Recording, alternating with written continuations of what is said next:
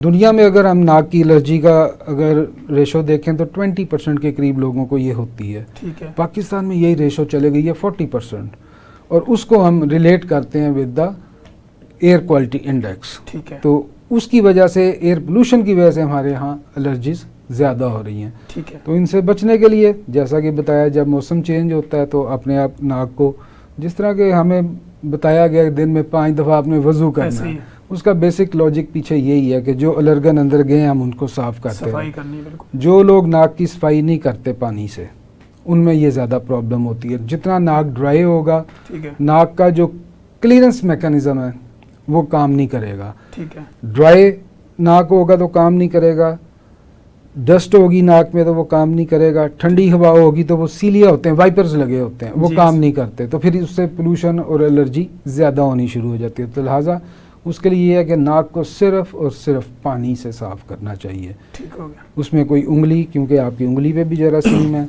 उंगली नहीं लगानी, टिश्यू नहीं लगाना, कॉटन अंदर नहीं मारनी, सबसे बेस्ट पानी हिट जी बिल्कुल सिंपल प्लेन वाटर। अगर उसके अंदर आप थोड़ा सा नमक डाल के, अगर आपको ब्लड प्रेशर वगैरह नहीं है तो आप नमक से साफ़ करें, तो वो आइसोटोनिक चूँकि होता है बॉडी के फ्लूइड के मुताबिक, तो नाक के अंदर एक लेयर बनती है। ठीक है। नाक में डेली हर बंदे के तकरीबन नाक और ऊपर वाले हिस्से में 1 लीटर के करीब ये बनता है, जिसको लोग केरा कहते हैं। ठीक है। ठीक है, ऐसे ही वो तो आपकी लाइफ लाइन है।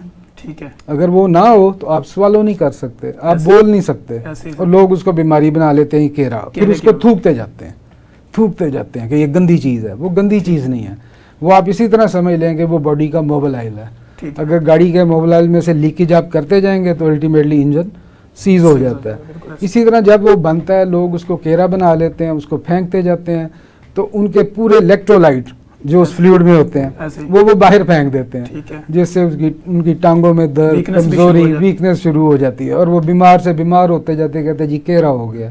तो केरा एज सच कोई बीमारी नहीं है। ठीक है। ये एक लाइफ लाइन है। ठीक है। अल्लाह ताला की तरफ से बनता है। इसके अंदर सारे बॉडी के नमकियात, इलेक्ट्रोलाइट होते हैं जो इधर जाते हैं, फिर हम उसको निगलते हैं। ठीक है। हम अभी भी बात की है तो मैंने निकला है, ऐसे ही तो फिर मैं अगली बात कर सकता हूँ। जिस तरह हमें कहा गया हुआ कि आपने खाना आराम आराम से खाना है, उसका यही मतलब है कि जब आप एक नवाला चले गए तो उसको थोड़ा टाइम दें ताकि दूसरे नवाले के लिए ये लुआब बन जाए, तो ताकि वो लुब्रिकेट हो जाए और नीचे चले जाए, फिर ये स्टमक में जाके आगे इंटेस्टाइन से फिर अब्जॉर्ब होके फिर ब्लड में आ जाता है। तो इस तरह ये बॉडी के अंदर सर्कुलेट करता है।